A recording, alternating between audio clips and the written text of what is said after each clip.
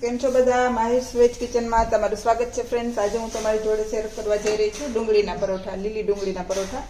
એકવાર ખાસ હોય તો વારે વારે બનાવવાની ઈચ્છા થશે એવા. તો સૌથી પહેલાં મેં 2 બાઉલ જેટલો 2 મોટા વાટકા જેટલો ઘઉંનો લોટ લીધો છે. એમાં આપણે થોડું જીરું એડ કરશું, થોડી હળદર, અને આ મેં 250 થી 300 ગ્રામ જેટલી ડુંગળી લીધી છે. એમાં આપણે એડ કરી દઈશું. અને ડુંગળી પાણી છોડશે એટલે આપણે પહેલાં લોટ બાંધી ત્યારે થોડું થોડું પાણી એડ કરવાનું છે. અને 2 ચમચી ઘી અથવા તેલનું મોણ લેશું. એકદમ ખસ્તા થાય એવા પરોઠા કરવાના છે. ડુંગળીને આપણે સાઈડમાં રાખી દેવાની છે. હવે થોડા અજમો નાખશું આપણે, અને 1 થી 1.5 ચમચી જેટલા તલ એડ કરવાના છે. અને ચમચી એટલો ચાટ મસાલો. ચાટ મસાલાથી એકદમ સરસ એવો સ્વાદ આવશે. અને હવે સ્વાદ મુજબ મીઠું એડ કરવાનું છે.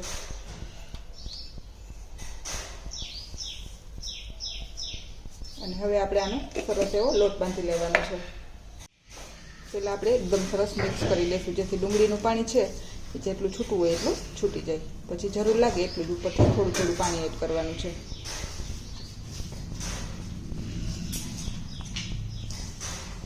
તો આ રીતે આપણે સરસ એકદમ મિક્સ કરી હલાવી વજન દઈ અને ડુંગળીનું પાણી રિલીઝ કરી લેવાનું છે. પછી જરૂર લાગે એટલું પાણી એડ કરવાનું છે. એકદમ ઓછા ઇન્ગ્રીડિયન્ટ્સમાં આ પરોઠા તૈયાર થાય છે, અને તો પણ એ ખૂબ જ ખસ્તા, ટેસ્ટી અને ટેંગી એવા બને છે. તો આ રીતે મિક્સ કરી થોડું થોડું પાણી એડ કરતું જવાનું છે અને લોટને તૈયાર કરી લેવાનો છે.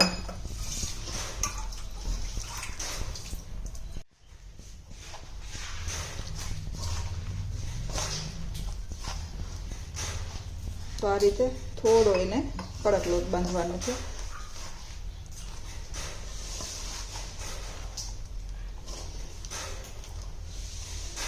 જો આવા પરોઠા સવારમાં મળી જાય તો એનો આખી સવાર સુધરી જાય એ રીતના આ પરોઠા બને છે. અને તમને ખ્યાલ જ હશે, મારા ટમેટાના પરોઠા છે ઘણા લોકોને ખૂબ જ પસંદ આવ્યા હતા, તો મેં આ નવી ટ્રાય કરી છે.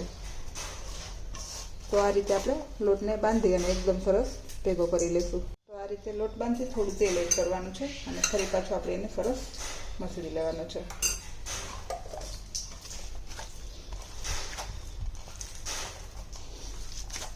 તો હવે છે આપણો લોટ એકદમ રેડી થઈ ગયો છે. હવે આપણે એક લુવો લઈ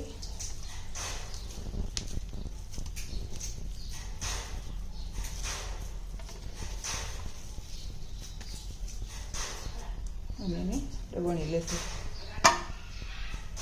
આ રીતે પાછું આપણે ફરી પાછી લીલી ડુંગળીમાં કોટ કરશું.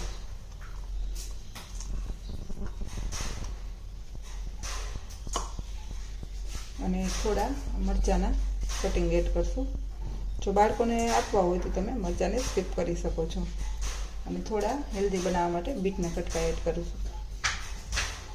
અને ફરી પાછું આપણે એને વણી લેશું. આ રીતે ફરી પાછું આપણે એને વજન દઈ અને અંદર મરચું ને બીટ ને બધું આવી જાય એ રીતે વણી લેવાના છે. તો આ રીતે આપણે બધા પરોઠાને વણી લેશું. અને આને થોડા થીક રાખવાના છે, એકદમ પતલા નથી કરવાના. તો આ રીતે આપણે વણી અને બધા પરોઠાને રેડી કરશું. આપણે એક કોઈ પણ લોખંડ કે નોનસ્ટિક તવા પર આને શેકી લેવાના છે.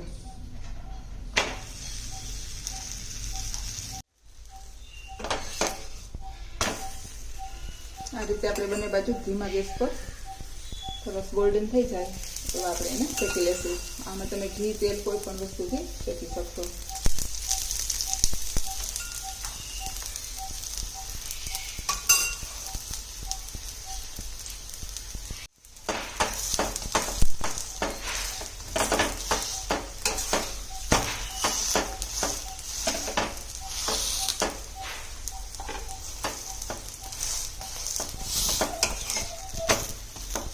તમે જોઈ શકો છો આપણા પરોઠા એકદમ સરસ બ્રાઉન, ગોલ્ડન જેવા તમને પસંદ હોય એવા શેકી શકશો. પણ થોડાક ડાર્ક બ્રાઉન કરશો તો વધારે ટેસ્ટ આવશે અને થોડા વધારે ખસ્તા થશે. અને એકદમ ધીમા ગેસ પર જ એને શેકી લેવાના છે.